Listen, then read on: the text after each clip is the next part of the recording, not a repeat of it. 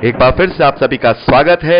हम अध्ययन कर रहे हैं पतरस की पहली पत्री का और अब समय है कि हम उसके 3वें अध्याय 8वें वचन से आगे का अध्ययन करें। यहां 8वें और 9वें वचन में पतरस लिखते हैं, अतः सब के सब एक मन और कृपामय और भाईचारे की प्रीति रखने वाले और करुणामय और नम्र बनो।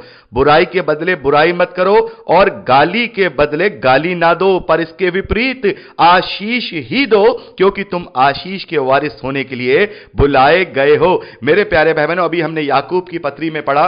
याकूब कहते हैं कि एक ही स्रोते में से मीठा और खारा जल नहीं निकल सकता, एक ही मुंह से आशीष और एक ही मुंह से श्राप दोनों नहीं निकलने चाहिए। मेरे प्यारे भाई बहनों, हम आशीष के लिए बुलाए गए हैं। हम जो मसीही विश्वासी हैं वो आशीष के वारिस होने के लिए बुलाए गए हैं, वो आशीष जो अनंत जीवन की है। तो यदि हम आशीष के वारिस होने के लिए बुलाए गए हैं तो हमें बुराई के बदले बुराई नहीं करनी है, गाली के बदले गाली नहीं देनी है। यदि कोई हमें सताता है तो उसको हमें श्राप नहीं देना है। मेरे प्यारे भाई बहनों, जब हम मत्ती के सुसमाचार में पढ़ते हैं उसके 10वें अध्याय उसके 11वें वचन से, तो वहां प्रभु यीशु मसीह ने कहा है, जिस किसी नगर या गांव में जाओ तो पता लगाओ कि वहां कौन योग्य है, और जब तक वहां से ना निकलो उसी के यहां रहो। घर में प्रवेश करते हुए उससे आशीष देना। यदि उस घर के लोग योग्य होंगे तो तुम्हारा कल्याण उन पर पहुंचेगा, परंतु यदि वे उसके योग्य ना हो तो तुम्हारा कल्याण तुम्हारे पास लौट आएगा।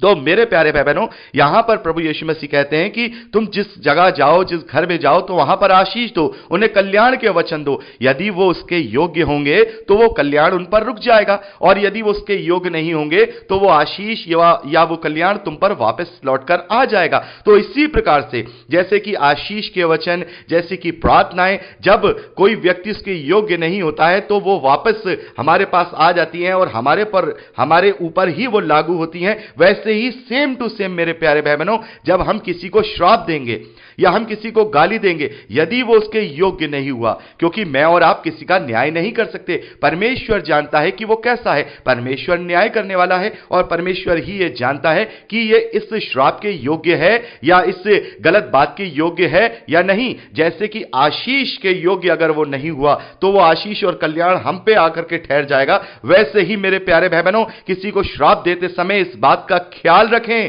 कि हम जो इसे श्राप दे रहे हैं, यदि यह व्यक्ति इसके योग्य नहीं हुआ, यह श्राप के योग्य नहीं हुआ, तो वह श्राप भी हमारे ऊपर लौटकर आएगा और वो हमारे जीवन में भी लागू हो सकता है। इसीलिए याकूब कहते हैं कि जीभ पर कंट्रोल करो। जिसने जीभ पर कंट्रोल कर लिया वो सिद्ध मनुष्य हो गया, वो सिद्ध पुरुष हो गया। तो मेरे प्यारे भाई बहनों, एक ही सोते में से दो अलग अलग तरीके के पानी नहीं निकल सकते, ना मीठा और खारा दोनों एक साथ नहीं निकल सकते। तो जिस मुंह से हम कल्याण कर रहे हैं, जिस मुंह से हम आशीष दे रहे हैं, जिस मुंह से हम लोगों को वचन का प्रचार कर रहे हैं, उस मुंह से हम उन्हें श्राप नहीं दे सकते हैं, उन्हें गाली नहीं दे सकते। तो यह मसीही विश्वासियों का चरित्र है जो प्रभु यीशु मसीह की समानता में है। प्रभु यीशु मसीह ने भी अपने गाली देने वालों को गाली नहीं दी, अपने सताने वालों को वहां श्राप नहीं दिया, बल्कि उन्हें क्षमा किया। कितना बड़ा एग्जाम्पल प्रभु यीशु मसीह ने क्रूज पर सेट किया है। प्रभु यीशु मसीह ने इतना बड़ा एग्जाम्पल सेट किया है कि अपने मारने वालों को, अपनी तकलीफ पहुंचाने वालों को भी प्रभु यीशु मसीह ने क्षमा कर दिया, उनके लिए प्रार्थना की कि हे पिता इन्हें क्षमा करना, ये नहीं जानते हैं कि ये क्या कर रहे हैं। तो हमें भी उसके चरित्र को, उसके स्वभाव को अपने जीवन में लागू करना है। इसीलिए पतरस यहां पे लिख रहे हैं कि बुराई के बदले बुराई मत करो और ना गाली के बदले गाली दो, पर इसके विपरीत आशीष ही दो। मेरे प्यारे भाई बहनों, हम भी आशीष के लिए बुलाए गए हैं। क्या कभी हमने सोचा है कि हमारे कितने बड़े बड़े गुनाह, हमारे कितने बड़े बड़े पाप प्रभु यीशु मसीह के द्वारा क्षमा हुए हैं? यदि हम उन्हें याद कर लें तो हम ये अपने आप में ये फैसला कर पाएंगे कि हम इन लोगों के जिन्होंने हमारे विरोध में अपराध किया है, इनके जो हम पाप क्षमा कर रहे हैं, यह कुछ भी नहीं है जितने बड़े बड़े पाप परमेश्वर ने प्रभु यीशु मसीह के द्वारा हमारे लिए क्षमा किए हैं।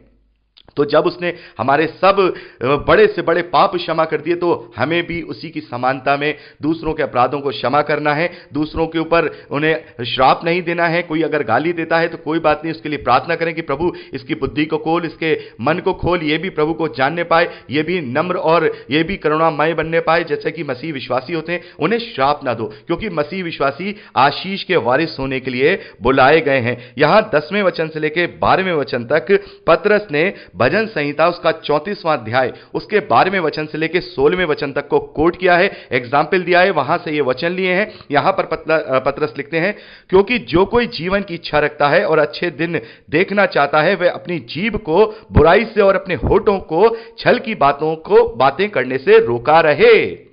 मेरे प्यारे भाई बहनों, यह बात दाऊद ने भी भजन में लिखी है। यहां पर लिखा है कि कोई जीवन की इच्छा रखता है, उस अनंत जीवन की इच्छा रखता है और उन अच्छे दिनों को देखना चाहता है। यहां वाले अच्छे दिन नहीं, यहां वाले अच्छे दिन तो बहुत दिनों से देखने की कोशिश कर रहे हैं, लेकिन यहां के अच्छे दिन अभी तक देख नहीं पाए। वो अच्छे दिन जो अनंत जीवन के हैं, यदि उन अच्छे दिनों को कोई मनुष्य देखना चाहता है तो सबसे पहले यहां पर लिखा है, अपनी जीभ को बुराई से और अपने होठों को छल की बातों से करने से रोका रहे। मेरे प्यारे भाई बहनों, जैसा कि याकूब की पत्री में हमने 3रे अध्याय में बड़े विस्तार से पढ़ा कि ये छोटी सी जीभ बड़े से बड़ा कार्य कर सकती है। ये अपने पूरे अधर्म का एक लोक है। जैसे एक छोटी सी आग पूरे जंगल को जला सकती है, वैसे ही ये छोटी सी जीभ भी हमारे पूरे आत्मिक जीवन को नष्ट कर सकती है। तो यदि हम उन अच्छे दिनों की आस रखते हैं, उन अनंत जीवन की आस रखते हैं, तो सबसे पहले हमें अपनी जीभ पर कंट्रोल करना होगा, हमारे होठों से कोई छल की बातें ना निकलें। आगे लिखा है, वह बुराई का साथ छोड़े और भलाई ही करे, वह मेल मिलाप को ढूंढे और उसके यत्न में लगा रहे। मेरे प्यारे भाई बहनों, जैसा कि वचन हमसे कहता है कि जो बुरी संगति होती है वो अच्छे चरित्र को भी बिगाड़ देती है। तो हमें बुराई का साथ छोड़ना है, बल्कि बुराई को अपनी भलाई से जीत लेना है। पौलुस कहते हैं कि बुराई को भलाई से जीत लो, बुराई का साथ छोड़ो और भलाई ही करो। हमेशा अपने जीवन में दूसरे का भला करने की ही सोचो। पौलुस कहते हैं कि एक दूसरे की एक दूसरे की सुधि लिया करो, एक दूसरे के बोझ को सह लो, एक दूसरे की परेशानियों को तुम सह लो, उन्हें उठा लो। यहां पर लिखा है कि हमें बुराई करना छोड़ना होगा, भलाई ही करना होगा और मेल मिलाप को ढूंढें और उसके प्रयत्न में लगे रहें। लेकिन मेरे प्यारे भाई बहनों, हम देखते हैं कि जो हम मसीही विश्वासियों के विषय में देखते हैं कि लोग मेल मिलाप कराना नहीं चाहते हैं, लड़ाई लगवाना, एक दूसरे की बातें एक दूसरे को पिरोना, इसकी बातें उसके मुंह पर, उसकी बातें उसके मुंह पर।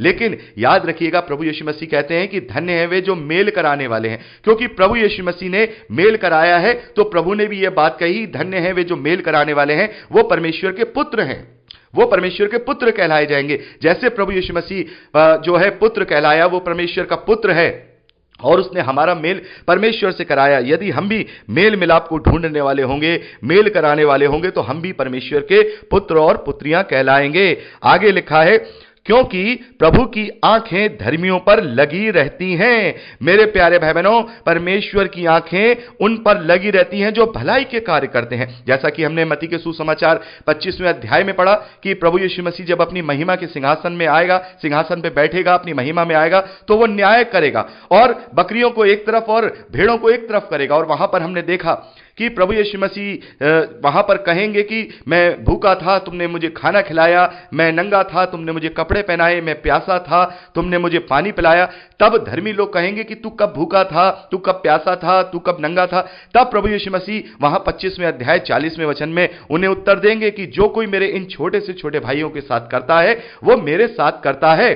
तो भलाई करना मतलब, यदि हम किसी के साथ भलाई कर रहे हैं या किसी के साथ विश्वासघात कर रहे हैं, तो वो प्रभु यीशु मसीह के साथ कर रहे हैं। किसी के साथ गलत व्यवहार कर रहे हैं, तो वो प्रभु यीशु मसीह के साथ कर रहे हैं। किसी के साथ अच्छा व्यवहार कर रहे हैं, तो वो प्रभु यीशु मसीह के साथ कर रहे हैं। और यहां पर लिखा है कि प्रभु की आंखें ऐसे कामों पर लगी रहती हैं, उसकी आंखें धर्मियों पर लगी रहती हैं और उसके कान उनकी विनती की ओर लगे रहते हैं, परंतु बुराई करने वालों के वो विमुख रहता है, वो विरोध में रहता है। और अभी हमने पढ़ा कि जो परमेश्वर है वो अभिमानियों का विरोध करता है और दीनों पर अनुग्रह करता है। तो मेरे प्यारे भाई बहनों, हमें अपने अभिमान को एक तरफ रख के हमें हमेशा भलाई का कार्य करना है। और यदि हम भलाई में लगे रहेंगे, परमेश्वर के वचन को अपने जीवन में लागू करे रहेंगे, तो फिर परमेश्वर के कान भी हमारी विनती और प्रार्थना की ओर लगे रहेंगे और वो हमारी हर एक आवश्यकताओं को जो इस धरती पर है वो अपने स्वर्गीय भंडारों से पूरी करेंगे। लेकिन जो बुराई करते हैं, जो एक दूसरे में लड़ाई लगाने वाले हैं, जो एक दूसरे को श्राप देने वाले हैं,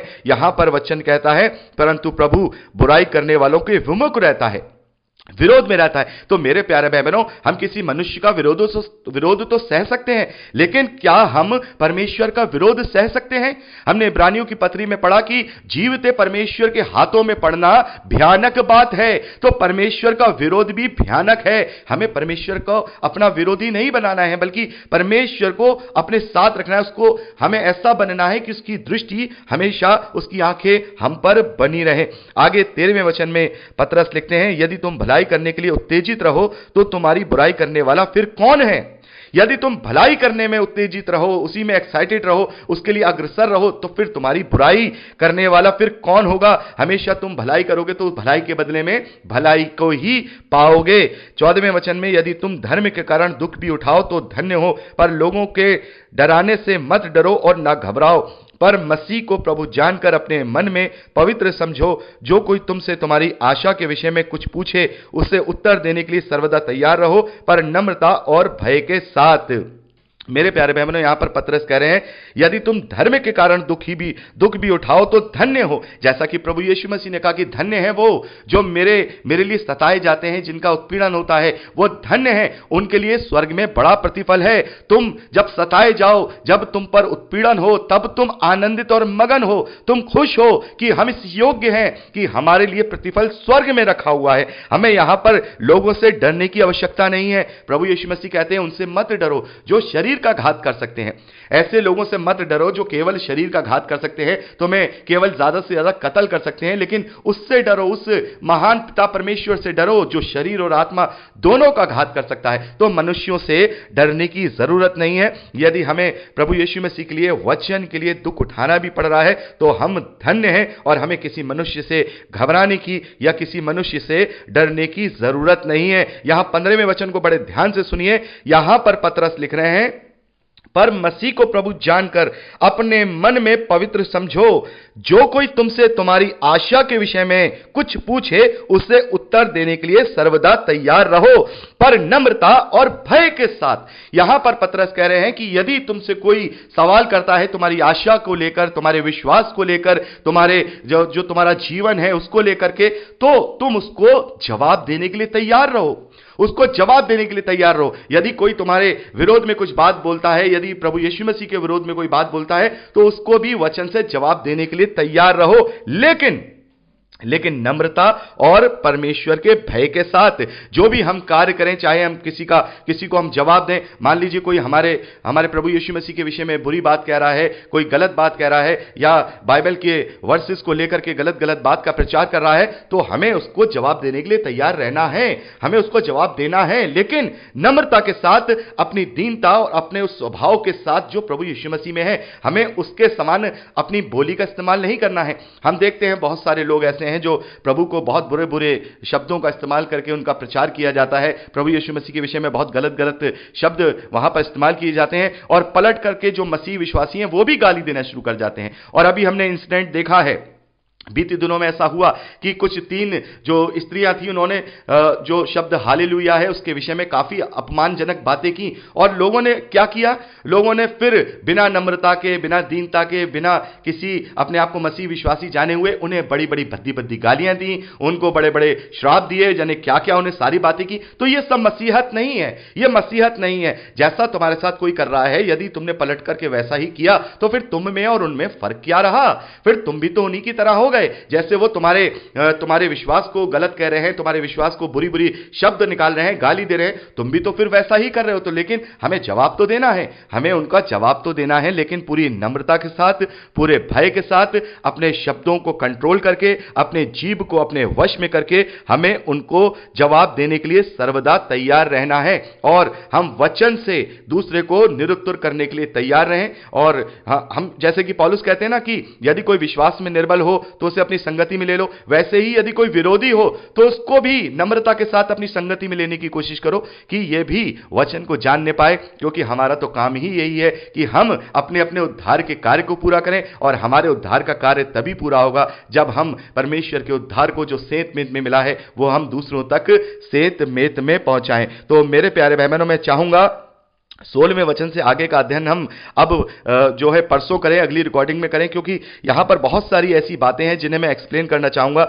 जैसे कि कैदी आत्माओं के विषय में हम 19वें वचन में देखते हैं कैदी आत्माएं ये क्या हैं, और इसको मैं आपको बहुत डिटेल से बताऊंगा कि ये कैदी आत्माएं क्या हैं जिन्हें प्रभु यीशु मसीह ने जो है प्रचार किया। और ये हम उत्पत्ति में जो 6ठा अध्याय देखते हैं उससे ये रिलेटेड है, और जो नूह के समय में जो हुआ उससे पहले जो हुआ उससे भी ये रिलेटेड है। तो मैं आपको डिटेल से बताऊंगा। तो अगर मैं अभी बताऊंगा तो काफी समय हो जाएगा, क्योंकि 4 रिकॉर्डिंग हो चुकी है, लगभग 1 घंटे का समय हो गया है। तो अब हम 16वें वचन से आगे का अध्ययन अब हम परसों करेंगे। तो आज के लिए इतना ही। प्रभु आप सबको बहुत आयत की आशीष दे, अपने वचन में बढ़ाए। Praise the Lord. जय मसीह की।